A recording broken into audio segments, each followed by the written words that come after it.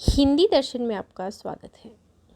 हम डॉक्टर विश्वनाथ त्रिपाठी की पुस्तक हिंदी साहित्य का सरल इतिहास का अध्ययन कर रहे हैं। इससे पूर्व की कक्षा में हमने छायावादी काव्य और छायावादोत्तर काव्य की विशेषताओं और उनसे संबंधित जो रचनाएं और रचनाकार हैं उनका अध्ययन किया है। आज की कक्षा में हम प्रगतिशील काव्य का अध्ययन करेंगे। इस पुस्तक से संबंधित लगभग 4 या 5 वीडियो और बनेंगे, फिर यह पुस्तक समाप्त हो जाएगी। इसके पश्चात अंत में हम इस पुस्तक के जो वस्तुनिष्ठ प्रश्न हैं उनका अध्ययन करेंगे। प्रगतिशील काव्य को पढ़ने से पूर्व हमें यह जान लेना आवश्यक होगा कि प्रतियोगी परीक्षाओं में यहाँ से किस प्रकार के प्रश्न पूछे जाते हैं। जिस प्रकार से हमने छायावाद का अध्ययन किया, छायावाद की विशेषताएं जानी, छायावादोत्तर काव्य का अध्ययन किया, उसकी विशेषताएं जानी, प्रगतिवादी और प्रयोगवादी जो काव्य है यहाँ से भी विशेषताओं से और रचनाकारों से संबंधित प्रश्न अधिक पूछे जाते हैं। जैसे आपसे जो प्रगतिवादी काव्य है उसकी प्रवृत्तियों को देख के पूछ लिया जाता है कि कौन सी जो प्रवृत्ति है यह प्रगतिवादी काव्य की नहीं है, या कौन सी प्रवृत्ति छायावादी काव्य की विशेषता रही है या नहीं रही है, या कौन सा कथन सत्य है या कौन सा कथन असत्य है। इस प्रकार से भी प्रश्न बनाकर आपसे पूछे जा सकते हैं। जैसे प्रगतिवादी काव्य की प्रमुख विशेषताओं में मार्क्सवाद और साम्यवाद का समर्थन यह काव्य करता है। शोषण का विरोध और शोषितों के प्रति सहानुभूति की भावना इस काव्य में हमें देखने को मिलती है। धर्म और ईश्वर का ये विरोध करता है। तो हमें उक्त विशेषताएं देके पूछ लिया जाता है कि कौन सी विशेषता प्रगतिवादी काव्य की है या नहीं है। तो हमें जो प्रगतिवादी काव्य है इसकी सभी विशेषताओं को अच्छे से जानना है और पढ़ना है, ताकि हम इसका प्रतियोगी परीक्षाओं में अच्छे से उत्तर ढूंढ पाएँ। प्रगतिवादी काव्य को अगर हम देखें तो यह नारी का सम्मान जो है उसकी प्रतिष्ठा रही है। मानव मूल्यों का पक्षधर ये काव्य करता है। बोधगम्य भाषा और व्यंग्यात्मकता अर्थात जनता की भाषा में जनता की बातें ये काव्य करता है। मुक्तक काव्यों और मुक्तक छंदों का प्रधानता हमें यहाँ देखने को मिलती है। सामाजिक अंधविश्वासों और रूढ़ियों का खंडन यह काव्य करता है। ठोस यथार्थ का चित्रण हमें यहाँ देखने को मिलता है। विश्व बंधुत्व की भावना हमें देखने को मिलती है। कला के प्रति नवीन दृष्टिकोण हमें देखने को मिलता है और युगानुकूल परिवर्तन और नवनिर्माण की उत्कट लालसा भी हमें यहाँ देखने को मिलती है। अगर हम बात करें कि छायावाद और प्रगतिवाद में क्या अंतर है, तो छायावादी जो कविता है उसका मुख्य उद्देश्य स्वांत सुखाय माना जाता है। ध्यान देंगे, छायावादी काव्य की अगर हम बात करते हैं तो छायावादी काव्य का जो मुख्य उद्देश्य है या छायावादी कविता का जो मुख्य उद्देश्य है वह स्वांत सुखाय माना जाता है, जबकि प्रगतिवादी कविता का मुख्य उद्देश्य, ध्यान देने वाली बात है, बहुजन हिताय बहुजन सुखाय माना जाता है। इन्होंने अर्थात प्रगतिवादी काव्य धारा को जन जन के अभावों एवं आकांक्षाओं से जोड़कर और उसे जन जागरण की कविता बना दिया है। बात कर रहे हैं हम प्रगतिवादी कविता की। अगर हम बात करते हैं छायावादी कविता में तो वहाँ हमें व्यक्तिक भावना की प्रबलता दिखाई पड़ती है, जबकि प्रगतिवादी साहित्य में हमें सामाजिक भावना की प्रबलता देखने को मिलती है। इस अंतर को आपको अच्छे से जान लेना है। छायावादी कविता कल्पनाशीलता पर आधारित है, जबकि प्रगतिवादी कविता ठोस यथार्थ यानी वास्तविकता पर बल देती है। यही अगर हम बात करते हैं प्रयोगवाद की, ध्यान देंगे प्रयोगवाद की, तो प्रयोगवाद को प्रगतिवाद के विरोध में या प्रतिक्रिया स्वरूप भी हम आया कह सकते हैं, जहाँ नवीन प्रतीक विधानों से युक्त कविता हमें देखने को मिलती है। तो आइए बात करते हैं पुस्तक हमें प्रगतिशील काव्य के विषय में संदर्भ में क्या कह रही है। 1930 के आसपास बात कर रहे हैं हम। 1930 के आसपास राष्ट्रीय स्वाधीनता आंदोलन में नया उभार आया। कैसे? देश में किसान मजदूरों के आंदोलन तेज हुए और कांग्रेस में वामपंथी रुझान प्रभावशाली हुआ। ये उस समय की राजनीतिक परिस्थितियां हैं। उधर रूस में समाजवादी राज्य की स्थापना हो गई थी और मार्क्सवादी विचारों की लहर एशिया के देशों में चल रही थी। यहाँ से प्रश्न आने की संभावना कम रहती है, लेकिन जो प्रगतिवादी काव्य है और उसकी प्रमुख विशेषता है मार्क्सवाद और साम्यवाद का समर्थन करना, वो बात यहाँ राजनीतिक पहलुओं के माध्यम से निकल के बाहर आती है, जिसे समझना हमारे लिए बहुत ज़रूरी है। और इसलिए हमें प्रगतिशील जो काव्य है उसकी भूमिका को अच्छे से जान लेना जरूरी है। ऐसी स्थिति में 1936 में प्रगतिशील लेखक संघ का अधिवेशन हुआ। यह प्रश्न तो पूछा जाता है, जिसके सभापति प्रेमचंद थे। कौन थे सभापति? प्रेमचंद। बाद में रविंद्रनाथ ठाकुर, जवाहरलाल नेहरू, श्रीपाद अमृत डांगे जैसे प्रसिद्ध व्यक्ति भी इसके सभापति बने। प्रगतिशील चेतना का प्रादुर्भाव तो आधुनिक हिंदी साहित्य में भारतेंदु के साथ ही हो गया था, किंतु अब उसे एक सुसंबद्ध विचारधारा भी मिल गई। भारत जैसे निर्धन देश की जनता के हृदय में समाजवादी विचारधारा के प्रति बहुत आकर्षण उत्पन्न हुआ। इस विचारधारा ने स्वाधीनता के स्वप्न को और अधिक सुस्पष्ट बनाया। इसके बाद अपने सारे उतार चढ़ाव के बावजूद प्रगतिशील काव्यधारा हिंदी की प्रमुख काव्यधारा बनी हुई है। जितनी व्यापक संवेदनशीलता इस काव्य में है, उतनी अन्यत्र नहीं है। कहाँ? प्रगतिशील काव्य में।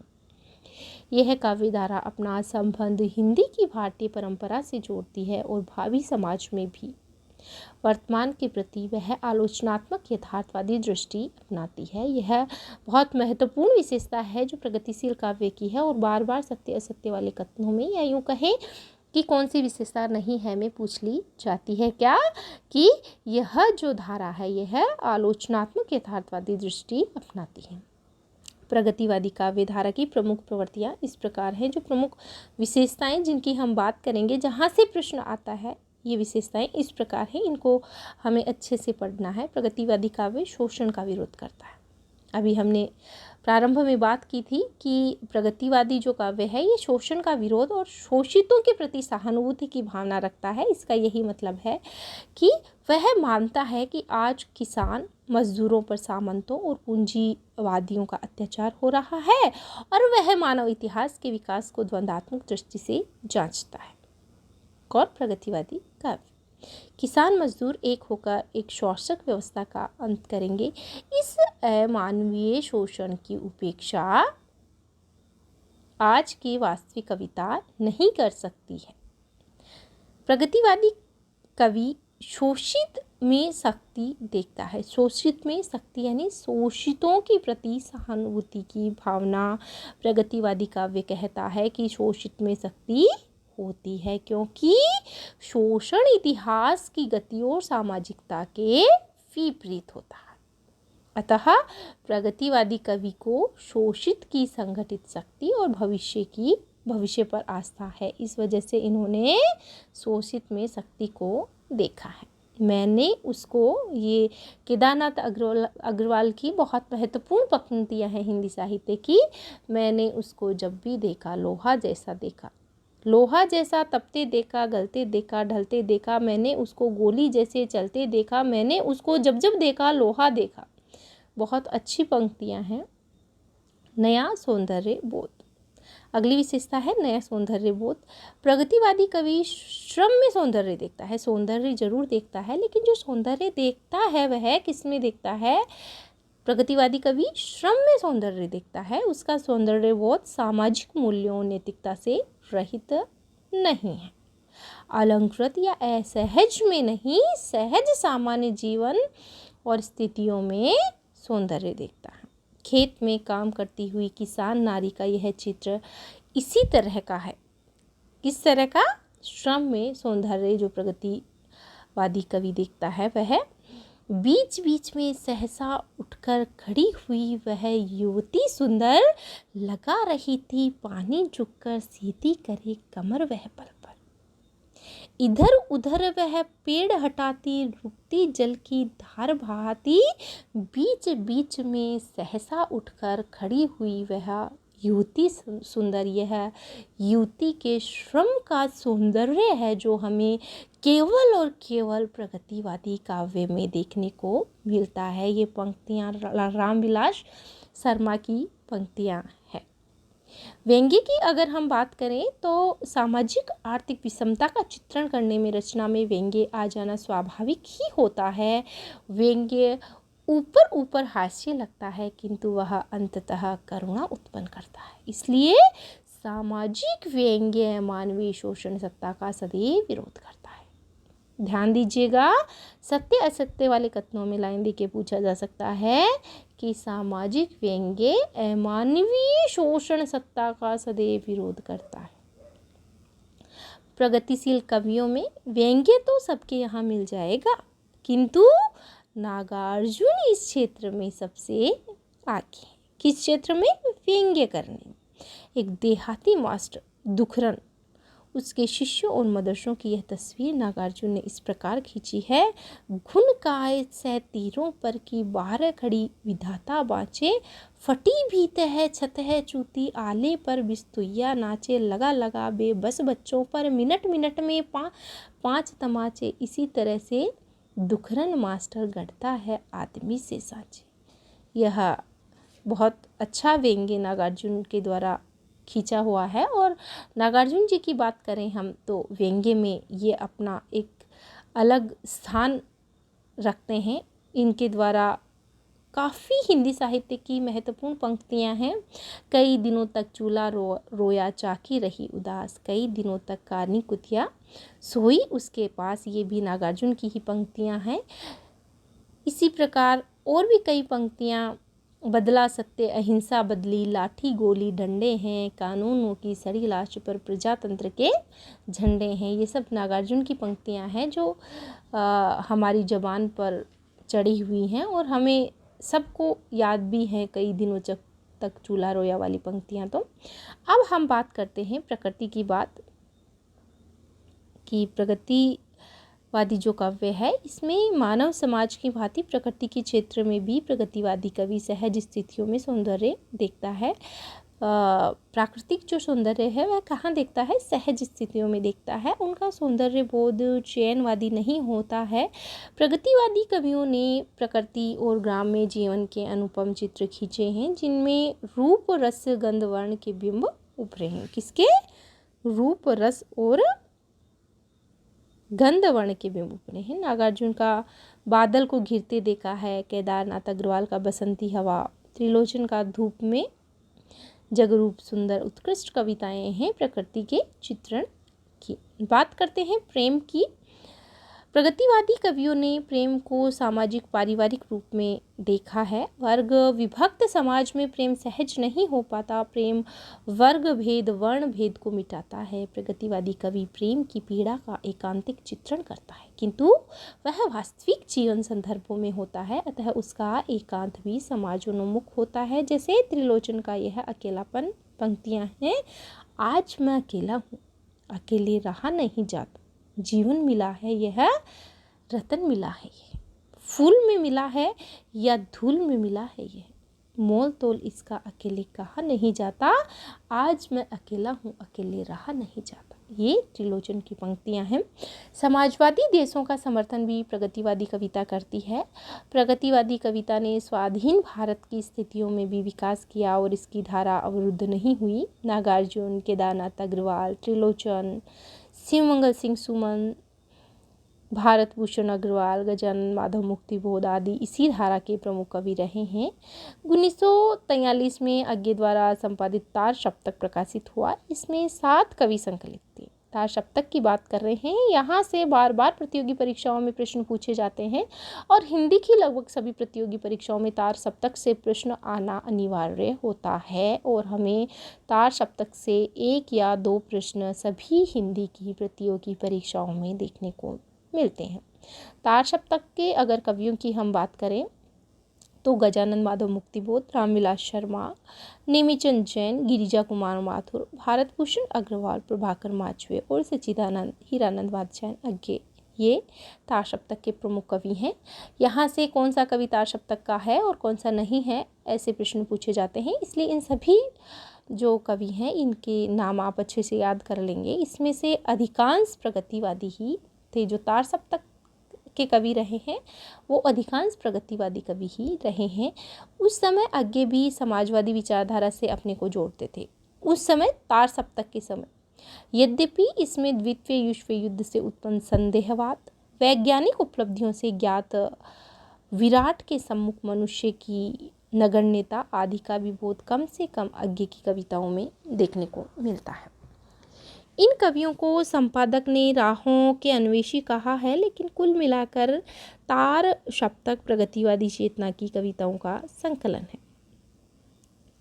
प्रगतिशील काव्य में अगर हम निबंध की बात करते हैं तो हम देखते हैं कि पंडित रामचंद्र शुक्ल के निबंध महावीर प्रसाद द्विवेदी द्वारा संपादित सरस्वती में छपने लगे थे। उन्होंने निबंध में प्रस्तुत सूत्रों की उपमा पत्ते की नसों से दी है जो परस्पर गुत्थी होती है। शुक्ल जी के अधिकांश प्रसिद्ध निबंध मनोविकारों पर है।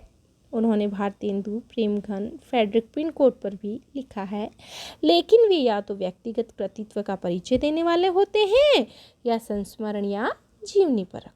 निबंधकार के रूप में शुक्ल जी का योगदान मनोविकार संबंधी निबंधों के कारण है। इन निबंधों का संग्रह पहले विचार विधि के नाम से 1930 में प्रकाशित हुआ था। यह प्रश्न बार बार पूछा जाता है कि जो शुक्ल जी हैं उनके निबंधों का संग्रह 1930 में किस नाम से प्रकाशित हुआ था। तो विचार विधि के नाम से, बाद में चिंतामणि का पहला भाग नाम से 1939 ईस्वी में परिवर्तित और संशोधित संस्करण के रूप में प्रकाशित हुआ है। शुक्ल जी के निबंध गंभीर और विचारपरक होते हैं। उनमें सूत्रबद्धता एवं व्यवस्थित केंद्रोन्मुखता होती है। मनोविकारों की परिभाषा करना कठिन होता है, लेकिन प्रायः निबंध का प्रारंभ परिभाषा से ये करते हैं। शुक्ल जी के निबंधों की प्रमुख विशेषताओं में आपसे पूछा जा सकता है कि ये निबंध का प्रारंभ किससे करते हैं? लगभग परिभाषाओं से करते हैं। यहाँ उनका कोशकार रूप सामने आता है। वे कोई सूत्र एक वाक्य में प्रस्तुत कर देते हैं और फिर उसकी व्याख्या में वे प्रवृत्त होते हैं। शुक्ल जी के निबंधों की महत्वपूर्ण विशेषता है जिसे आप ध्यान में रखेंगे। व्याख्या करके वे आवश्यकता अनुसार सामान्य जीवन खंड से कोई दृष्टांत भी प्रस्तुत कर देते हैं। इससे निबंध का वह सूत्र वृद्धिंगम हो जाता है। शुक्ल जी मनोविकारों का विश्लेषण परीक्षण जीवन के अनुभव के आधार पर करते हैं। निबंध जो इनके मनोविकार संबंधी निबंध हैं, इनका विश्लेषण परीक्षण जीवन के अनुभव के आधार पर ही ये करते हैं। पुस्तकीय ज्ञान के आधार पर वे निर्णय नहीं देते हैं। वस्तुतः उनके मनोवैज्ञानिक निबंध उनके काव्यशास्त्रीय एवं समालोचकीय चिंतन की ही भूमिका है। निबंधों से उनके देश प्रेम के स्वरूप का भी पता चलता है। वे देश प्रेम को देश की प्रकृति, देश की भाषा, संस्कृति, देश के लोगों के संदर्भ में पहचानते हैं। उन्होंने अपने प्रसिद्ध निबंध लोभ और प्रीति में देश प्रेम की व्याख्या मनोविकार के रूप में की है। उन्होंने करुणा को प्रेम से जोड़ा है। शुक्ल जी के निबंधों की भाषा बहुत कसी हुई, तथ्य निरूपणी और उपयुक्त होती है। वस्तुतः इनकी भाषाई विशेषताओं को ध्यान में रखेंगे। वस्तुतः उनके निबंध लेखन से खड़ी बोली गद्य गंभीर विचारों की अभिव्यक्ति का सामर्थ्य माध्यम बना हुआ है। शुक्ल जी के निबंधों में गंभीर विचारों के बीच बीच विशेषतः दृष्टांत प्रस्तुत करते समय व्यंग्य विनोद के छींटे भी होते हैं। उनका व्यंग्य शिष्ट किंतु प्रभाव में अचूक होता है।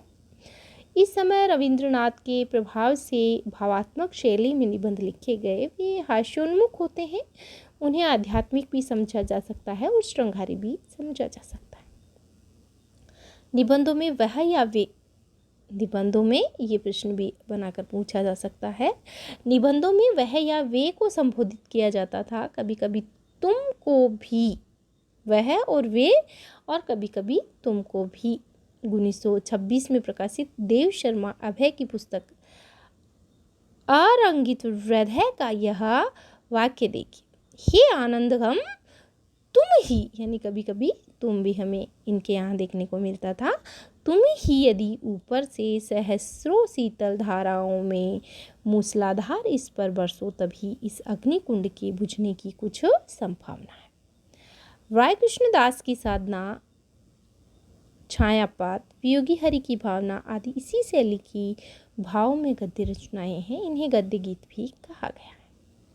अतीत में रमने की प्रवृत्ति महाराज कुमार रघुवीर के इतिहास परक निबंधों में मिलती है। उनके निबंधों का संग्रह शेष स्मृतियों के नाम से प्रकाशित हुआ है। छायावादी कवियों में प्रसाद के निबंध काव्य कला तथा अन्य निबंध में और निराला के निबंध प्रबंध प्रतिभा चाबुक आदि में संग्रहित। प्रसाद के निबंधों में गंभीर अध्ययन के साथ साथ विचारों की गहराई दिखाई पड़ती है। प्रसाद ने इन निबंधों में हिंदी साहित्य के अनेक प्रवृत्तियों पर मौलिक विचार प्रस्तुत किए हैं। इनका आलोचनात्मक महत्व अधिक है। निराला के निबंधों में सामाजिक साहित्यिक सरोकार के साथ व्यंग्य और क्षोभ मिलता है। महादेवी वर्मा के साहित्य निबंध महादेवी का विवेचनात्मक गद्य में संकलित है, जिसमें उन्होंने छायावाद, यथार्थवाद आदि पर विचार व्यक्त किया है। ये हमने बात की है निबंध की।